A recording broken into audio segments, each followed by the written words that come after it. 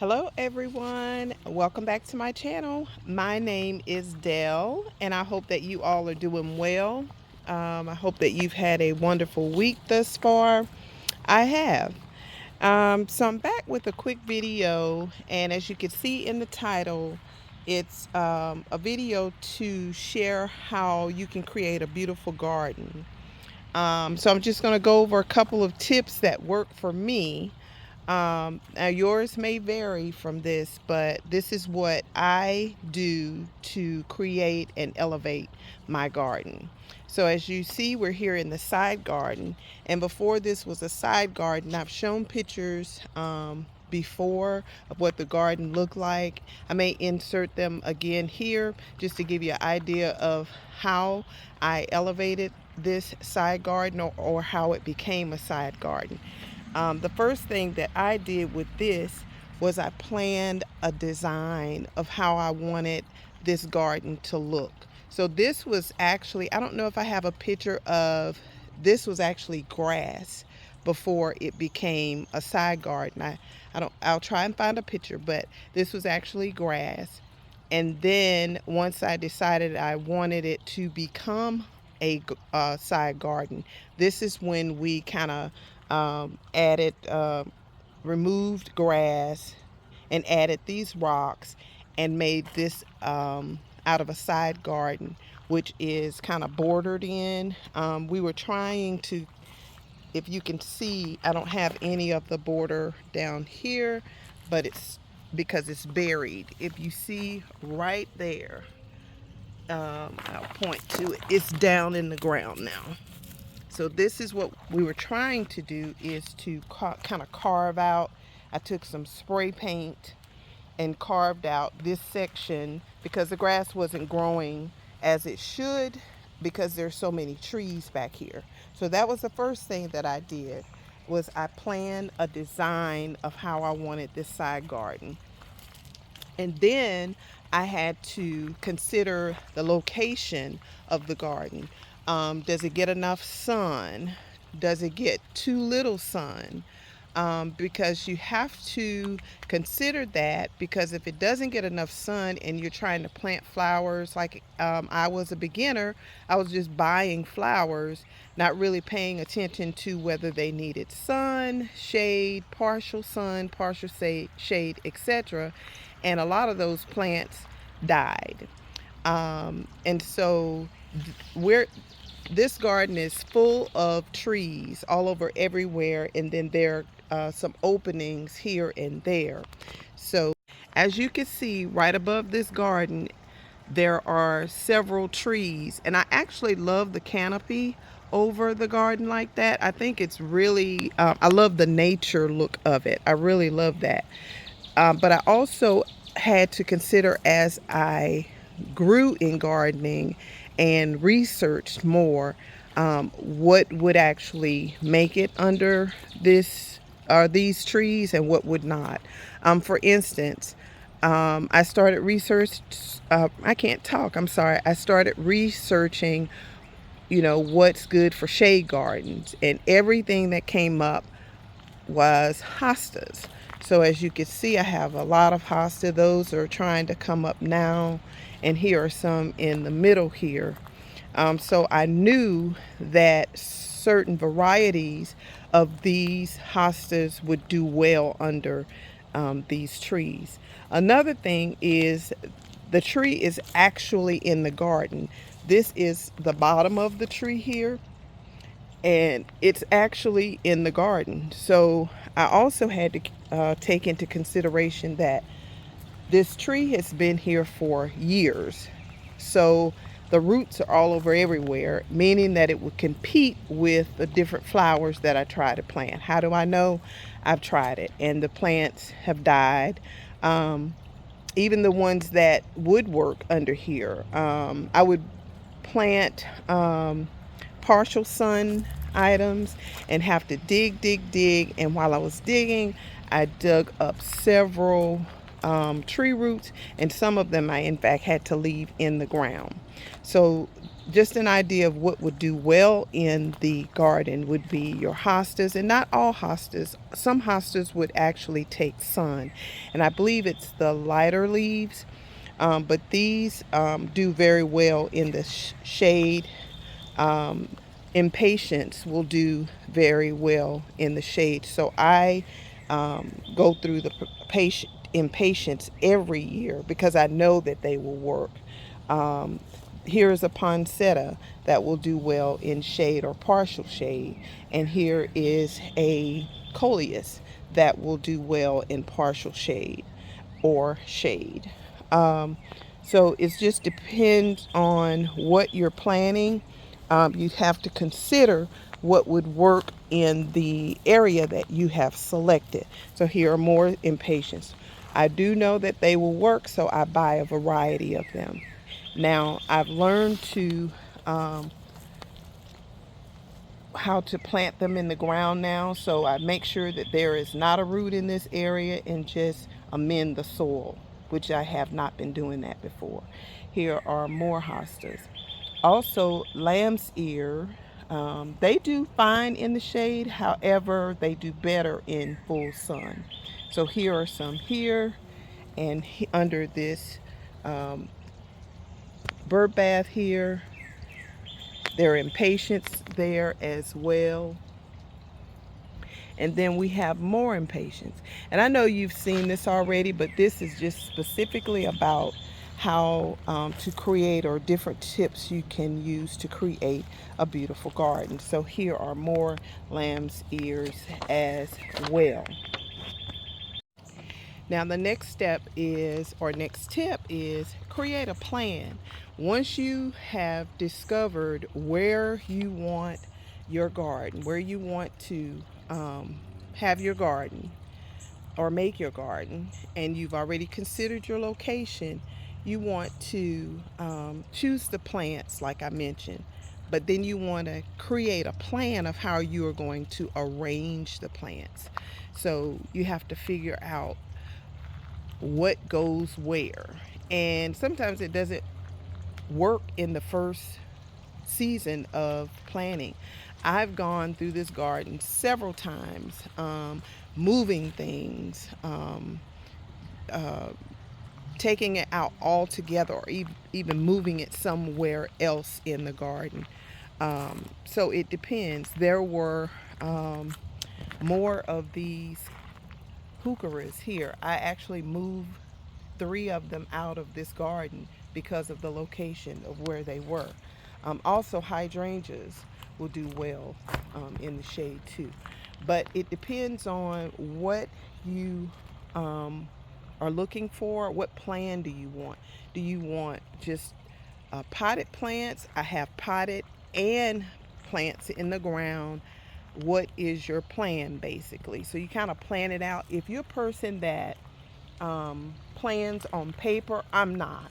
I have to see exactly what it's going to look like, so I'll move pots around, um, just depending on how I'm feeling about what I want the area to look like.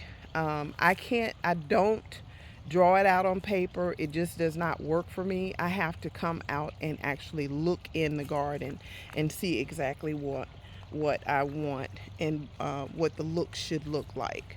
I can go on to different websites or Pinterest and look at images. If I type in side garden, some of those would pull up really nice ideas, and it also gives me an idea too of what plants I can plant in the shaded area. As I mentioned, this area does get some sun. So for instance, these petunias, the trees are not covering this section, just the back section primarily. And there are some vincas there and some creeping jenny, which do well in the sun. So I know that this area gets enough sun. And also, by looking at these hydrangeas, the limelights, These bloom very well, so the trees are not all the way over these as well. So I know that this is good enough for these. The sun is enough to allow those petunias and the vincas to bloom very well.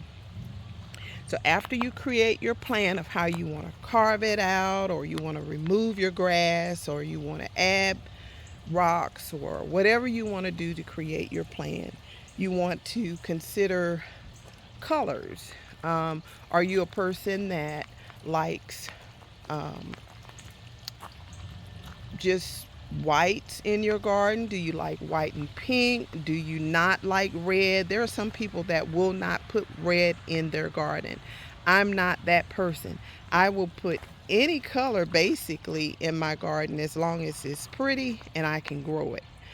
Sometimes I will stay in a color scheme in a certain area. Now, these are all white, which are gorgeous, right? These are all red. And sometimes it depends on what's on clearance, because the majority of my plants come from clearance anyway at Lowe's. These are clearance, but these are begonias, and there are some New Guinea impatiens back there that have bloomed. I think it has a few blooms on it, and some coleus. So you have all kinds of different colors in here. So I'm not sticking with just one color. I am kind of maybe so in the color scheme, but I'm not really strict on the color. And here are some more reds. I think those are the only red items in the garden, but I do use red. And the others are pink and white. And here is, I think these are yarrow. I cannot remember the name of these. If I remember them, I'll put them on the screen. These were on clearance and they bloom yellow. So we'll have a pop of yellow in the garden as well. Here is some dark pink. I planted this a couple of weeks ago. This canna will in fact bloom red and yellow. And then this geranium that I got from clearance, it's two of them in here, and I got those from the clearance as well. So they will bring some red to the garden. So I'm not particular. Even this polka dot plant that is completely different color. So you have, some gardeners just like a specific, one specific color, or maybe two, like a white and pink, but it really doesn't matter with me. I can do any as long as it's pretty and I'm good. What about you? Do you have to have a certain color in your garden, or is there a color that you will not use in your garden? Let me know in the comments. So after you've considered your colors and how you want this space to look, then you can layer different layers. You can have, like this, you can have a potted, this is on an old tree stump that we had a tree cut down, but this is just an idea, something simple. You can have plants in, or flowers in pots, containers, and then you can have them in the ground. You can layer them in a bed or drift. I have not done that, but basically my plants are either in containers or they're in the ground. So you can layer by having a bed of plants. You can have your tall at the back, you can have the short in the middle, and so forth. And here is another yellow plant. This St. John's wort is taking its time trying to bloom, but when it does completely bloom, it is gorgeous. So that is how I layer. I don't have different flower beds. I have one other cut flower that I just did, and we'll go over to that garden. You've seen it before, but just to give you an idea of how I created this garden, those are the tips that I use. And then you want to make sure you just make sure your Soil is amended. I have a lot of compost and fertilizer. When I plant things, I have compost. I lay that down as well, as in the pots, and fertilizer, and always water good. So as we're talking about layering, this would be the closest example I can give to you in my garden. So I tried to put the tall at the back, which these are bearded irises. These have already bloomed. And then beside those, I added the um, lilies right here. So I thought I was really on to something. Um, and then I started buying other plants and planting them in the garden, but did not realize that they would be taller than the ones at the back. So an example would be these daisies. These daisies are very tall, but they're in the middle of this garden. So it basically, in the shorter ones, like this viola and the petite roses, these are at the front. These are even some ajuga that's in this little rock section here. So that would be the closest example as that I can give to you for me for layering, but you would have to do what works for you. That's just an example. Another example of layering, this is in my sanctuary. So there are flowers in pots, there are flowers in the ground here. This tall canna, and it's going to grow bigger. It's multiple in here, so they're going to grow really, really tall. So I layered by adding this tree stump from the same tree that we had cut down, and then below that are other plants, but you have the tall, then you have the short. Excuse the bird bath, that needs to be cleaned.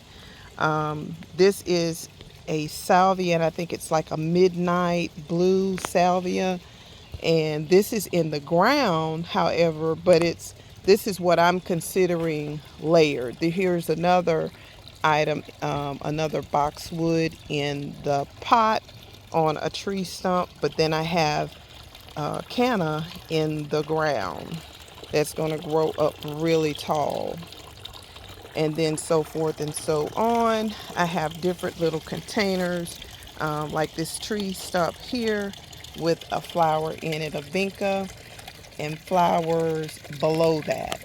So that is what I'm considering as layering. On this side, this is what it looks like.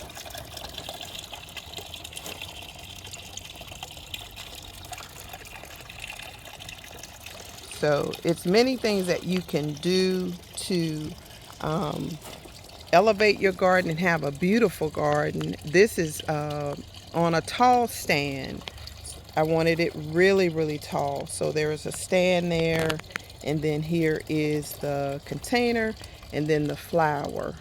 And then as we go down, here are some more flowers, and you've seen this before, but this is just an example for this video of what I do to create a beautiful garden. I almost forgot. Here is another example of what I would call layering. These are some petunias on top of this arch. I know it needs to be washed. I'm going to get around to it. But this would be another example of what I would consider layering. These would actually drape down the middle of this arch. And as you can see, there's one that's trying to drop here and one that's trying to drop here as well. So I am excited that this is working out the way that I wanted it to. But this would be another example for me.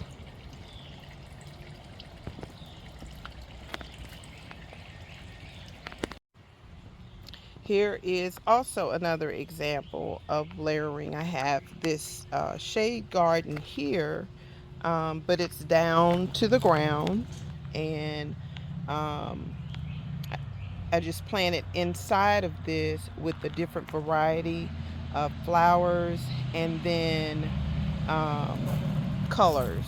So you have the red and the white, the red, then even some heucheras are in here. Um, then you have the potted boxwood here with the begonias. So it depends on what you're looking for in your garden, that will make it beautiful to you. This is what makes it beautiful for me. Another thing that I do to create a beautiful garden is that I add color. As you can see, this yellow just pops all over everywhere. It screams sunshine, it screams, I'm sorry, sunshine and summertime, and it's just a beautiful burst of color for me. So I love color in the garden. And I may eventually change this one day, but I don't think anytime soon. Here is the chair to match it. Um, you can bring the indoors outdoors, and what I mean by that is, say for instance, in your kitchen, if you love decorating and you have a nice kitchen sitting area, I would want to bring that outside. So that's why I decorate the tables that I do. And I try my best that if it's not raining, I'll leave them out here. I do have a tarp that I can put over them. And if the weather is too bad, I will bring them out from here. But that is one key or tip um, for making a beautiful garden as well, is to add color. Add color.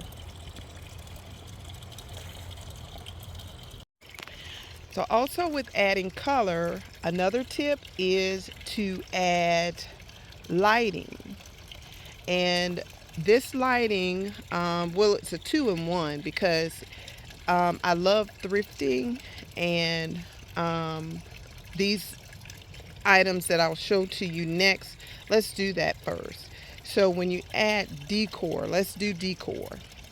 Decor in your garden will elevate it as well. So as you can see, this is an old candelabra. I've had this for years. I think when I bought it, it was black. Then I painted it purple. Then I painted it white, and it's been white ever since. And then use the imagination. I'm thinking, well, I can't really put candles out here because they'll melt and the wind will blow and they can't burn, etc. So what else can I do for lighting? So I added these Dollar Tree lights, and they do very well at night. They light up the area and it just looks beautiful. Now, it may not light up as much because the sun has been raining for the past few days, but as you can see, they do light up, and it is such a beautiful sight at nighttime when this is lit up. It is just beautiful, and I love it. I love it. Some nights I just don't want to go in. It's so pretty and peaceful. But that's another thing you can do, is add decor. Also here, for instance, this is a little frog that I got from Ross probably about 4 months ago, and it's a wheelbarrow. He's carrying a wheelbarrow, and I just added a plant in there because I couldn't determine what I wanted to add in there. So I just I think that is a ground cover of some sort. I think it's an ajuga, if I'm not mistaken. That's what it is. Yeah. And so the yellow goes with my yellow colors out here. I had some old Crocs that I was not wearing, so I painted those. They're kind of peeling now, but I wasn't going to throw them away. They actually hurt my feet, and I knew I would not wear them anymore, and I wasn't going to throw them away because you know me, I don't throw anything away. And so I thought that would just be beautiful. Also, I bought this purple chair from a flea market. I added that into the decor as well. I have a pillow to go to it. Um, Once I find it, I'll put it out here, but you can put a plant there. I also had a plant in this chair. Um, you can do pretty much anything, or just use it for seating. Here are some little items here that I think I got this from Hobby Lobby. And I won't go through everything, but just to show you that decor will make your garden look amazing. And it doesn't have to be expensive. Again, here, this is a bird cage from um, Goodwill, and I probably paid $2 or $1 for it. I know it wasn't more than that. Bird cages, you can just, make this was rusted, and I painted it this color. So I thought that was really cute and would be a great addition to my garden. Um, these little items here, this lights up at night, and I think it is just gorgeous sitting there. And then that is another a snail and a turtle. So just, decor that will make your garden elevated and beautiful. Another example would be this. I've had this forever. It's actually broken, and I paint it. Once it starts to show where it's broken, I paint it and camouflage. And then we've got some snails. One is purple down here, and then I have another one on this side, which is yellow. So those are just a few ideas of how you can elevate and create your garden with decor. You can also elevate and create a beautiful garden using lights. So these are lights that I've moved from different areas of my garden. Now here I would put a candle in here. This, let's see, this actually works. And it looks nice. It doesn't look nice right now, but it lights up at night, and you cannot tell that, it's not an actual candle. But these are some items that I did get from Goodwill as well. I have a matching one, but it's taller. So you've got this lighting here, which is like a lantern. Then you've got that lighting, this one behind the rose. And as we go down, here's one at the back. And I will eventually put some down here.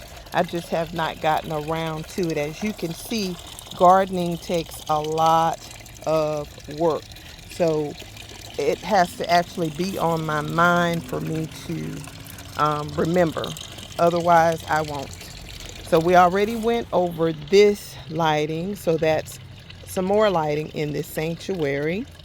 And then this would be this is the matching lantern to the other one. This one is just taller.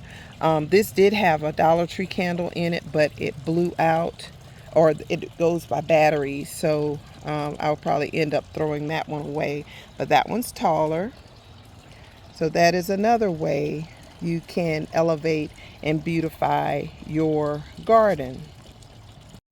Also on this side of the side garden, this is another candle holder that I got from Goodwill quite some time ago, probably 3 or 4 or even more than that. And these light up as well. And this looks really nice at night. So I did get these lights last year at the end of summer from the Dollar Tree. They were only 25 cents. So I ended up getting a whole box of them. So I thought that was a great deal for 25 cents each. Okay. I do have lighting around this area as well. It's not The leaves are not blown up, so don't worry about that. But I do have them down and around, so this pathway is lit at night as well.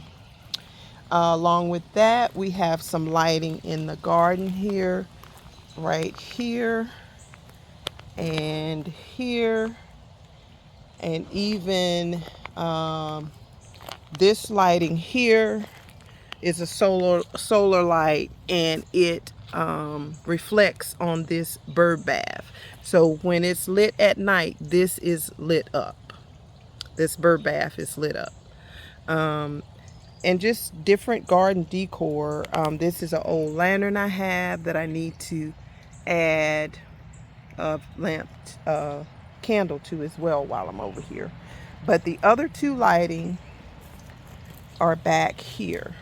Now you could really see it good when the impatiens were really small, but this is like the fire flame, so this is really nice at night. I may have to raise it up just a little bit, but let me see how to, okay, yeah, so that looks really nice. And also here is one on the other side as well. So these look really nice at night. So lighting does an excellent job of creating a beautiful garden space. Here is one. I got this probably about 5 years ago from Hobby Lobby, and we just mounted it to this tree, and there's a candle in there that lights up at night, and I just thought that that was just gorgeous in this area. Yep. So just a few examples. I mean, I'd be all day trying to, I know I'm missing items as far as lighting and decor because it's all over the garden. As a matter of fact, here is another lighting that I missed. Now this is over the arch right where, or under the arch right where those petunias are. And as you come into the garden, this is what this lighting would look like. Or even if you're outside of the gate, this would light up at night. And all this simply is, this is two birds with one stone. This is a recycled light fixture that came out of my house years ago. And I believe it was brass. I think it was. Let's see. Is it peeling? I think it was brass or silver. Maybe it was silver. And I painted it black, added some Dollar Tree lights, and at night it lights up.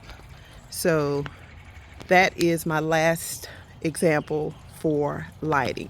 So a tip is to use what you have.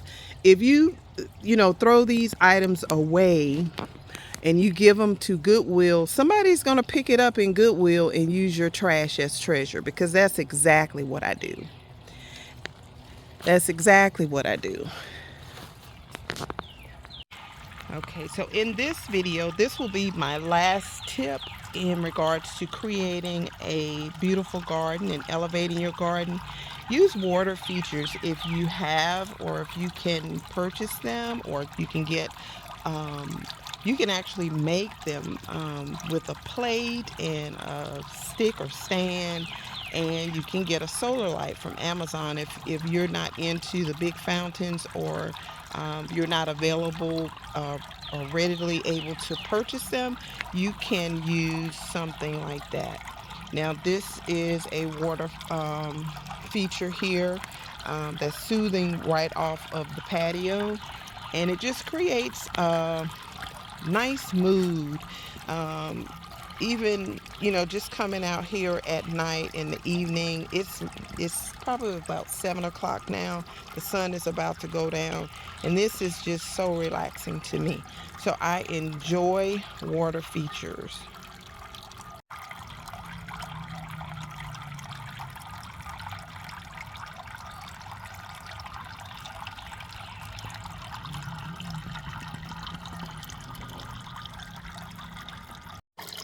And you've seen this one many times before as well.